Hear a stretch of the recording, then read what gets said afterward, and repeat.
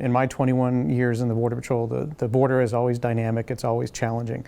The situation may change slightly over time, but the challenge just remains. We're at a 300% increase in rescues so far this year compared to the same time last year. So we're continuing to do that. For us within the Del Rio sector, our arrests are over 80% higher than they were last year, so we're dealing with more volume. This video shows agents performing a rescue in the Rio Grande River. Most of those who are rescued sustain minor injuries and are given immediate medical attention, but some aren't as fortunate.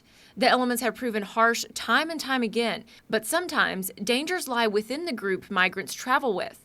And those groups are becoming more and more diverse. 80% of the folks that we are arresting are what we classify as coming from countries other than Mexico.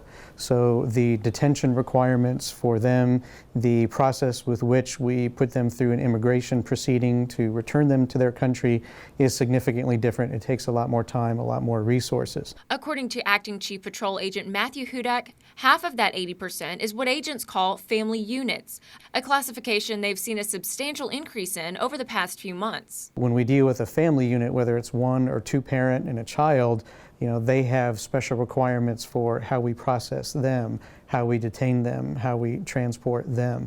And then add to that the even more challenging group of the unaccompanied children, which that continues to be a challenge for us going into this year as well. In addition to that challenge are the laws themselves that change at a much slower pace than the developing issues the agents encounter daily. There's opportunities for those laws to be exploited, and that's a lot of what we see now. So if you have a child with you, you are treated differently in that immigration process. So it becomes an incentive to bring a child with you to really circumvent some of that process.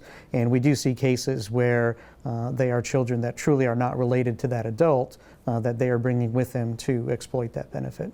However, one of those statistics that has skyrocketed raises even more concern for Chief Hudak. The increase of assaults against Border Patrol agents.